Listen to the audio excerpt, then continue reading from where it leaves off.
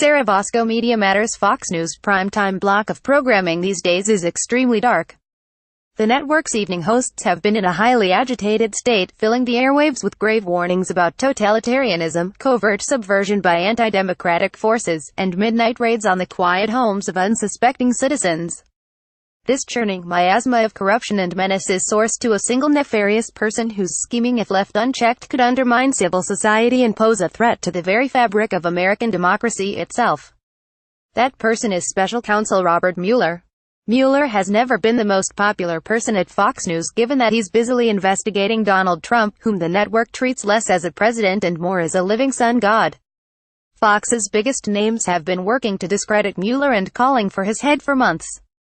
A Media Matters study found that Sean Hannity had called for Mueller to resign or be fired 40 times between May and the beginning of November.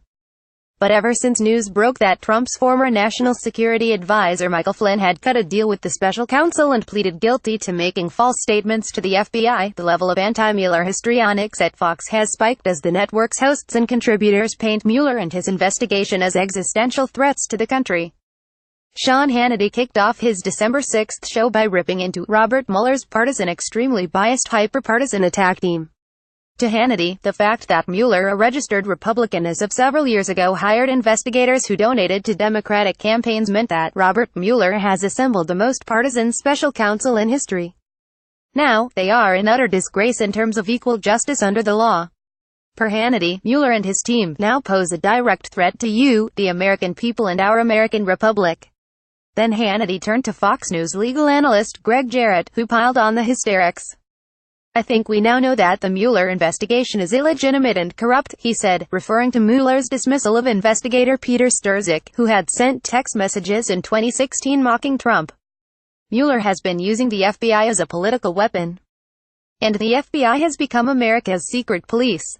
Jarrett added, explaining that it has become like the old KGB that comes for you in the dark of the night, banging through your door. Hannity was in complete agreement. "This is not a game. This is not hyperbole you are using here," he said of Jarrett's obvious hyperbole. "Ask Paul Manafort," Jarrett replied. "They came for him and broke through his front door." Hannity was shocked. "If it can happen to him, Greg," Jarrett finished the thought, "it can happen to all of us." "Absolutely. The FBI is a shadow government now, pardon me while I get a change of pants. This is all quite insane." When Paul Manafort, the one-time Trump campaign chairman and shadowy millionaire lobbyist who is wrapped up in off-the-book Ukrainian financial deals, is your avatar of the persecuted everyman, you're playing a desperate and losing hand. As for the KGB nonsense, it is true that the FBI conducted a no-knock raid on Manafort and subsequently arrested him after a grand jury returned indictments for conspiracy and money laundering. But doing things like obtaining warrants and presenting evidence to a grand jury are precisely what secret police forces, KGB and otherwise, don't do. The whole point of a secret police is to obviate due process, and by all indications the arrest of Paul Manafort was by the book. Later the same evening, Fox News contributor Newt Gingrich appeared on Laura Ingraham's program and started howling about the threat Mueller poses to America itself. "Mueller is corrupt, the senior FBI is corrupt. The system is corrupt, and until you get back up and realize how really truly corrupt this is, there's a sickness here," Gingrich said. "I think it is frightening," he added.